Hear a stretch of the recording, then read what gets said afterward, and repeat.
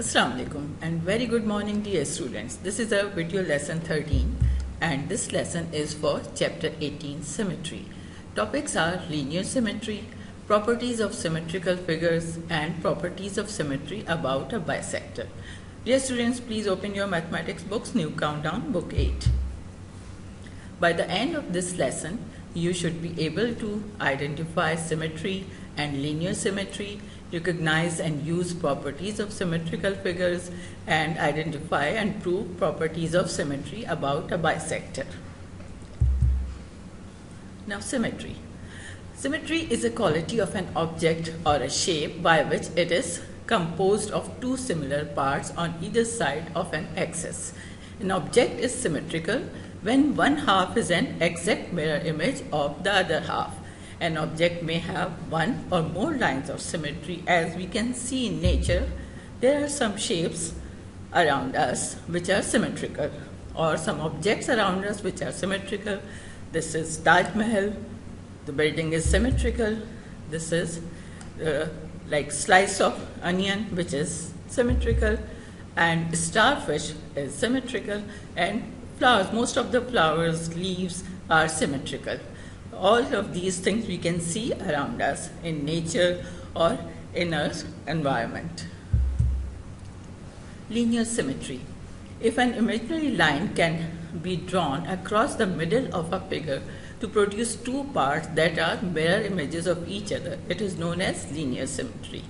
Line of symmetry can be vertical, horizontal, and diagonal. As you can see, these are vertical lines of symmetry, here vertical and even horizontal lines of symmetry, and here diagonals also. Circle is a unique shape which has infinite lines of symmetry. See, you can see this is a circle and it has infinite lines of symmetry. Even we can draw more. Between these two lines we can draw 10 more lines or even more. So it is infinite. We can't count number of lines of symmetry a circle has. Now, properties of symmetrical figures. Points of symmetry are equidistant from the axis of symmetry. You know, axis of symmetry is this one, which just intersect the line at middle part of the given line. The line segment joining two points symmetrical with respect to a line is perpendicular to the line of symmetry. As you can see, this is line of symmetry, and this is on P and P dash, so this is perpendicular bisector also. So point P and P dash are symmetrical points, like P and P dash are symmetrical. The axis of symmetry is O, and PO is equals to OP dash. So the measurement of this PO is same as measurement of OP dash, and line AB is perpendicular to line P dash. Now, properties of symmetrical figures. Few more properties. If P dash is symmetrical to P and Q dash is symmetrical to Q with respect to a line of symmetry, then PQ is equals to P dash Q dash. As you can see, this is line of symmetry, this is P and this is Q, and P dash Q dash. So if these are symmetrical points, the segment P dash Q dash is symmetrical to segment PQ. So these two points joining, when we join these two points, the line form or the segment form is symmetrical to these two points or the line segment form. And so AB is axis of symmetry here. AB is axis of symmetry. It is a symmetrical line, and this point is the axis of symmetry, and measurement of PQ is equals to measurement of P dash Q dash. So P dash Q dash is same as PQ, and R dash is perpendicular to AB. As you can see, this is line of symmetry, and R dash and R is perpendicular to it.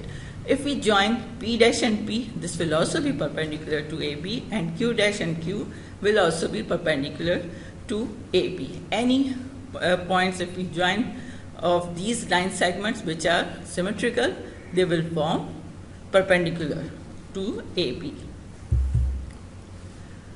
Now, if three non-collinear points A dash, B dash, C dash are respectively symmetrical to three non-collinear points A, B, C. Now, you remember what are collinear points and what are non-collinear points? Yes, non-collinear points are which are not lying on a straight line. So these three are non-collinear points which are not on a straight line.